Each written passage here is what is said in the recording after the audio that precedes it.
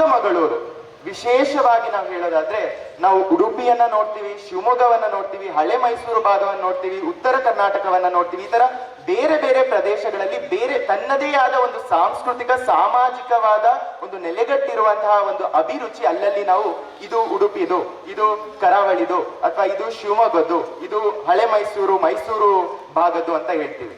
ಆದ್ರೆ ಚಿಕ್ಕಮಗಳೂರು ಅನ್ನೋ ಒಂದು ಪ್ರದೇಶ ಇದೆಯಲ್ಲ, ಇದು ಕಲ್ಚರಲಿ ಮತ್ತೆ ಜಿಯೋಗ್ರಫಿಕಲಿ ಫ್ಯೂಷನ್ ಆಗಿರುವಂತಹ ಒಂದು ಜಾಗ.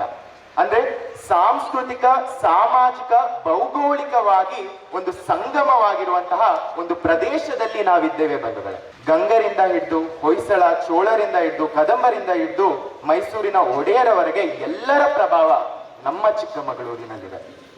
ಆ ಸಂಸ್ಕೃತಿಯ ಪ್ರಭಾವವನ್ನ ನಾವು ಮುಂದಿನ ಪೀಳಿಗೆಗೆ ತೆಕ್ಕೊಂಡು ಹೋಗ್ಬೇಕು, ಅಥವಾ ಆ ಒಂದು ಒಂದು ಪರಂಪರೆಯನ್ನ, ಆ ಅಭಿರುಚಿಯ ಸಂಸ್ಕೃತಿಯ ಪರಂಪರೆಯನ್ನ ನಾವು ಮುಂದಿನ ಪೀಳಿಗೆಗೆ ಮಾಡ್ಬೇಕು ಅಥವಾ ಗ್ರಹಿಸ್ಬೇಕು ಅಂದ್ರೆ ಈ ತರದ ಕಾರ್ಯಕ್ರಮ ಅತ್ಯವಶ್ಯಕ.